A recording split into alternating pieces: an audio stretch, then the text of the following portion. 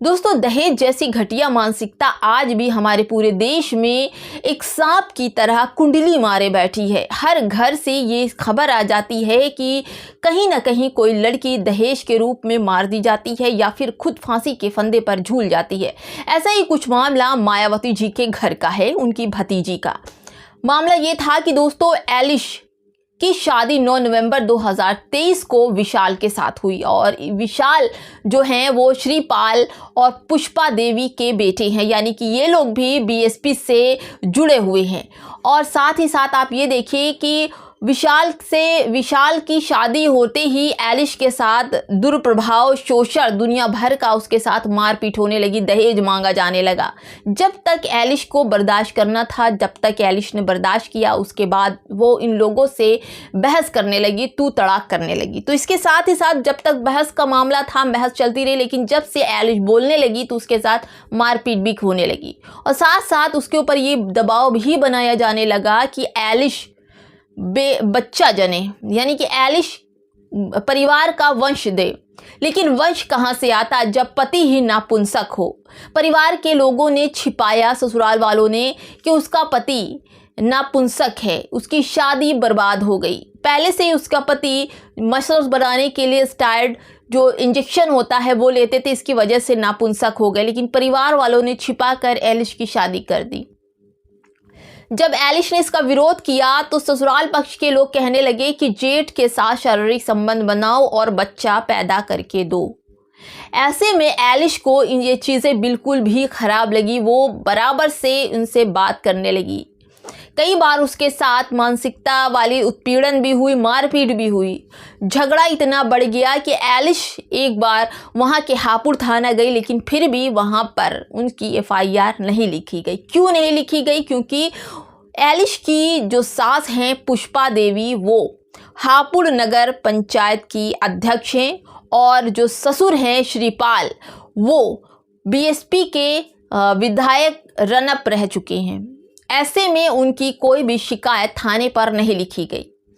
लेकिन एलिश को बराबर उनके घर में मारपीट की जा रही थी, यानी कि यहाँ तक कि उसके साथ शारीरिक शोषण के साथ साथ उसके दुष्कर्म करने का भी प्रयास किया गया उसके ससुर और भूपेंद्र, उनके जेठ के द्वारा। ये लिखित जो कुछ एफआईआर है उसमें लिखा हुआ, एलिश ने खुद लिखा कि 9 नवंबर 2023 को मेरी शादी विशाल के साथ हुई थी। शिवपाल जो मेरे श्रीपाल मेरे ससुर हैं और जो सास हैं वो पुष्पा देवी हैं। इन लोगों ने मेरे साथ मारपीट की और मुझसे कहा कि तुम्हारी बहन तुम्हारी बुआ मायावती जो हैं बहुत पैसे वाली हैं, उनसे एक फ्लैट गाजियाबाद में और 50 लाख रुपए लेकर आओ, तभी हम तुम्हें अपने यहाँ रखेंगे। उसके साथ मारपीट की।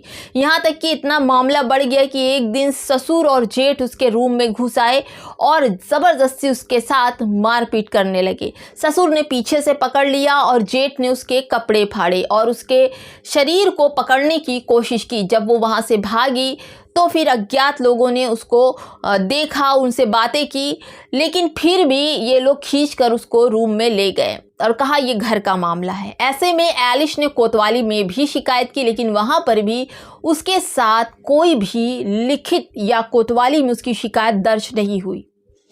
फिर उसने ये तय किया कि अब इन लोगों को सबक सिखाकर मानेंगे, क्योंकि अब मामला इज्जत पर आ गया। क्योंकि ससुराल पक्ष ये कहता है कि तुम्हारे पास जब पति नपुंसक है तो जेठ के साथ संबंध बनाकर बच्चे पैदा करो। ऐसे में एलिश के लिए ये नागवार था और वो इसकी शिकायत जो है वो डाक के ज़रिए चिट्ठी लिखकर जिला मजिस्ट्रेट को भेजी, अपने वकील के ज़रिए, राजीव के ज़रिए।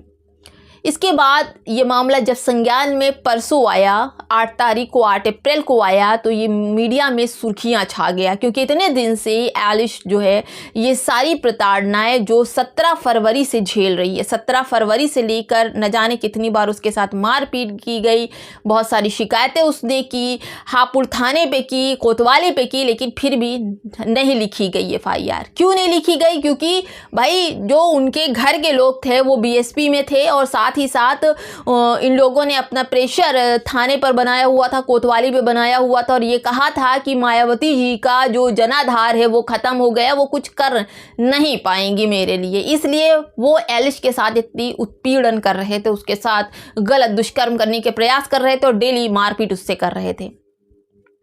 लेकिन मामला जब मजिस्ट्रेट ऑफिस पहुंचा तो वहां पर इन लोगों की सिट्टी बिट्टी गुम हो गई। मजिस्ट्रेट ने इन लोगों के तुरंत आरोप और लिखित प्रमाण लिए और धारा बीएनसी की धारा 85, 115, 2, 252, 391, 2, 74, 75, 76, 304 के तहत एफआईआर दर्ज करने का ऑर्डर कर दिया। ऐसे में जब ये मामला बहन मायावती जी के पास पहुंचा तो बहन मायावती जी ने तुरंत इनके जो ससुर थे श्रीपाल और पुष्पा देवी, इन लोगों के खिलाफ बीएसपी की तरफ से एक लेटर जारी हुआ। जो बीएसपी प्रदेश अध्यक्ष थे उन्होंने लेटर जारी करके इन लोगों को पार्टी से निकाल फेंका। सख्त कार्रवाई की बात की गई है और अब ये देखना होगा कि जिस तरह से दहेज लोभी, चाहे वो बड़े क्षेत्र में हो, छोटे क्षेत्र में हो, पढ़े लिखे हो या अनपढ़ हो, लेकिन सबकी भीख मांगने की दहेज रूपी मंशा जो है वो सामने दिखाई पड़ती है।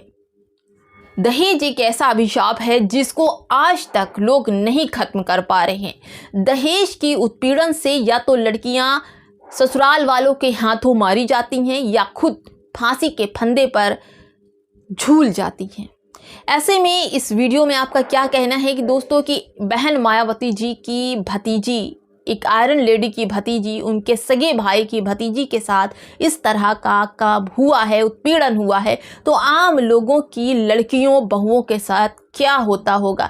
कैसी मानसिकता देश में चल रही है? क्या सरकार को इस पर मजबूत कानून बनाना चाहिए या फिर इस पर कोई बड़ा एक्शन सरकार लेगी?